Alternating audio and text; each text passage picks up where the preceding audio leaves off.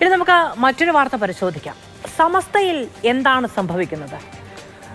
വാക്കിന് എതിർവാക്കില്ലാത്ത ജിഫ്രി കോയ തങ്ങൾ സ്ഥാനത്യാഗത്തിന് സന്നദ്ധത അറിയിക്കുന്നു. അത് സമസ്തയെ പിളർത്താനുള്ള നീക്കം തിരിച്ചറിഞ്ഞാണ്.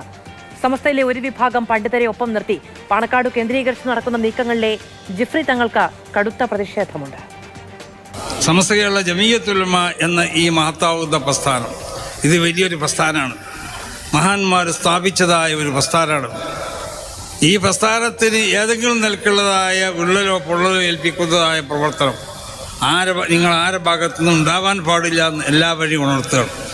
അത് വളരെ വിശുദ്ധമായ ഒരു പ്രസ്ഥാനമാണ്. ഇതിന് നേതൃത്വം നൽകുന്നവർ അതിന് അർഹത ഇല്ലെങ്കിൽ അത് അർഹതായവരെ അതിൻ്റെ സ്ഥാനത്ത് നിങ്ങൾ കൊണ്ടുവരിക, അത്രേ പറയാം. അല്ലാത്ത ഞാൻ ഇപ്പോൾ അതിൻ്റെ പ്രസിഡൻ്റാണ്, എന്നെ പറ്റില്ല എന്നുണ്ടെങ്കിൽ ആ സ്ഥാനത്ത് തന്നെ ഒഴിവാക്കാം, അതേ പറയട്ടെ. മറ്റൊരു ആളുകളെ കൊടുന്നുകൊണ്ട് ആ സ്ഥാപനത്തിന് ഈ സംഘടനയെ വളർത്താൻ വേണ്ടി നിങ്ങൾ ശ്രമിക്കണം. നമ്മളിരിക്കുന്ന വല്ല പോരായ്മയുണ്ട്. അതേസമയം സ്ഥാനത്തു നിന്ന് മാറാൻ തയ്യാറാണെന്ന ജിഫ്രി തങ്ങളുടെ പ്രഖ്യാപനം സമസ്ത പ്രവർത്തകർ വൈകാരികമായാണ് സ്വീകരിക്കുന്നത്. പെട്ടെന്ന് കീഴടങ്ങേണ്ടതില്ല എന്നു തന്നെയാണ് യുവ നേതൃത്വത്തിന്റെ നിലപാട്. താനല്ല സംഘടനയാണ് വലുതെന്ന ജിഫ്രി തങ്ങളുടെ പ്രഖ്യാപനം മറുഭാഗത്തെ പ്രതിരോധത്തിലാക്കുന്നത് കൂടിയാണ്. സമസ്ത കേരള ജമീയത്തുൽ ഉലമക്ക് ഇവിടെ പ്രത്യേകമാവുന്ന സൗഹാർദ്ദവും സ്നേഹവും ഒക്കെ ചില സംഘടനകളൊക്കെ ആയിട്ടുണ്ടാവും. ഇതിന് വിള്ളലുണ്ടാക്കാനാണ് പല ആളുകളും ശ്രമിച്ചുകൊണ്ടിരിക്കുന്നത്. അതിന് വിള്ളലുണ്ടാക്കാൻ പറ്റുന്നതായ പ്രവർത്തനങ്ങളും എഴുത്തുകളൊക്കെ പലരും ചെയ്തുകൊണ്ടേയിരിക്കും. അപ്പോൾ അതുകൊണ്ട് അതിൽ നിന്നും നമ്മളാരും തന്നെ അതിന് വഴിപ്പെടാത്ത നിൽക്ക് നമ്മളെ സംബന്ധിച്ചിടത്തോളം വിശുദ്ധമാവുന്നതായ ദീൻ, ആ ദീൻ ഇവിടെ നിലനിൽക്കണം. അതിന് ഏതെങ്കിലും നിലക്കുള്ള ഭിന്നലുണ്ടാക്കാൻ നമ്മളാരും ശ്രമിക്കരുത്. അങ്ങനെ ഭിന്നലുണ്ടാക്കാൻ ആരെങ്കിലും ശ്രമിച്ചാൽ അതൊരിക്കലും ഈ ഉലമാവും ഉമറാവും ഒക്കെ ഒന്നിച്ചിരിക്കുന്ന കാലത്തോളം സാധ്യമല്ല എന്ന് എല്ലാവരോടും ഉണർത്തുക. മുസ്ലിം സമുദായ നേതൃത്വം പാണക്കാട് കുടുംബമാണോ സമസ്തയാണോ എന്ന ചോദ്യമാണ് ഇപ്പോഴത്തെ വിവാദങ്ങളുടെ വേര്.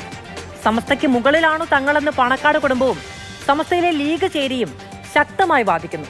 അതങ്ങനെയല്ലെന്ന് പറയുകയായിരുന്നു കുറച്ചു കാലമായി ജിഫ്രി തങ്ങളും അദ്ദേഹത്തിനൊപ്പമുള്ളവരും.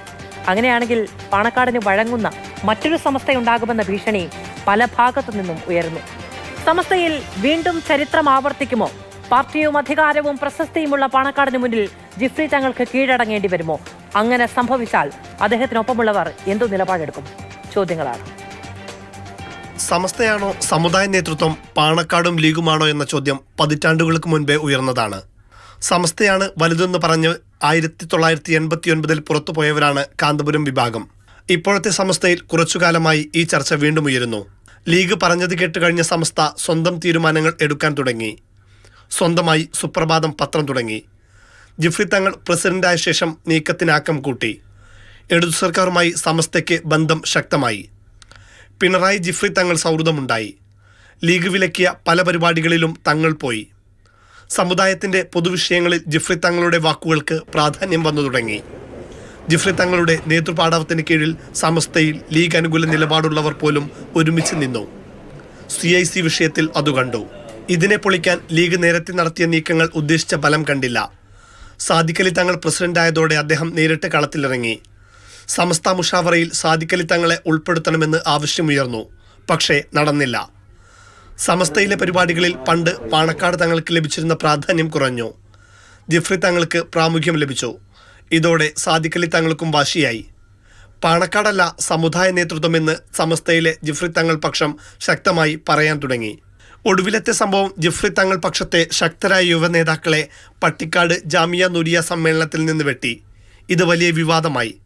ഒപ്പം കഴിഞ്ഞ ദിവസം പാണക്കാട് തങ്ങളെ ഖാസിയായി അംഗീകരിക്കുന്ന മഹല്ല് കമ്മിറ്റികളുടെ പ്രത്യേക യോഗം തങ്ങൾ മുൻകൈയെടുത്ത് വിളിച്ചു ചേർത്തു. ഇത് അസാധാരണ നീക്കമാണ്. പാണക്കാടിൻ്റെ മേൽക്കോയ്മ അംഗീകരിക്കാത്തവരെ മാറ്റി നിർത്തി ഒരു നീക്കമായിരുന്നു അത്. വേണമെങ്കിൽ സമസ്തയെ പിളർത്താനും തയ്യാറാണെന്ന പ്രഖ്യാപനം. സമസ്തയിലെ ഒരു വിഭാഗത്തെ ഒപ്പം നിർത്താൻ സാദിഖ് അലി തങ്ങൾക്ക് കഴിഞ്ഞു. ഇവരുടെ ബലത്തിലാണ് നീക്കം. ഇതോടെയാണ് ഇന്നലത്തെ ജാമിയ നൂരിയ സമ്മേളനത്തിൽ ജിഫ്രി തങ്ങൾ താൻ അയോഗ്യനാണെങ്കിൽ മാറ്റിക്കോളൂവെന്ന് പറഞ്ഞത്. യോഗ്യരായവരെ നിയമിക്കാനും പറഞ്ഞു. ഇത് ജിഫ്രി തങ്ങളിൽ നിന്നും പ്രതീക്ഷിച്ചതല്ല. സ്വന്തം അനുയായികൾ വരെ ഞെട്ടി. നേരിട്ടേറ്റുമുട്ടിയാൽ സമസ്ത പിളരുമെന്ന് ജിഫ്രി തങ്ങൾ തിരിച്ചറിഞ്ഞു. പിളർന്നാൽ ജിഫ്രി തങ്ങൾ പക്ഷം ദുർബലമാകും. ഇതൊഴിവാക്കാനാണ് നീക്കം. സമസ്താനികൾ ബഹുഭൂരിപക്ഷവും ലീഗുകാരാണ്. എന്നാൽ സമസ്തയ്ക്ക് പ്രാധാന്യം കൊടുക്കുന്ന അണികളുമുണ്ട്. ജിഫ്രി തങ്ങളെ വേദനിപ്പിച്ചാൽ തിരഞ്ഞെടുപ്പിൽ ഈ അണികൾ എങ്ങനെ പ്രതികരിക്കുമെന്ന് പറയാനാകില്ല. ഇടതുപക്ഷത്തിനും ഇതുപയോഗിക്കാം. ഈ ആശങ്ക ലീഗിലെ ചില നേതാക്കൾക്കുണ്ട്. എന്നാൽ തിരഞ്ഞെടുപ്പിൽ തോറ്റാലും പാണക്കാട് മേധാവിത്വത്തിന് ഒരു പോറലുമേൽക്കരുതെന്ന് കടുത്ത വാശിയിലാണ് സാദിഖ് അലി തങ്ങൾ. അതിന് പാണക്കാട്ടെ മറ്റു പ്രമുഖ തങ്ങന്മാരുടെയും പിന്തുണയുണ്ട്. ഇതാണ് പ്രശ്നം സങ്കീർണമാക്കുന്നത്. CPM നേരിട്ട് ഈ വിഷയത്തിൽ ഇടപെടില്ല. അവർക്ക് പാണക്കാട് തങ്ങന്മാരുൾപ്പെടെ വേണം. മുഹമ്മദ് ഷഹീദ്, മാതൃഭൂമി ന്യൂസ്, കോഴിക്കോട്.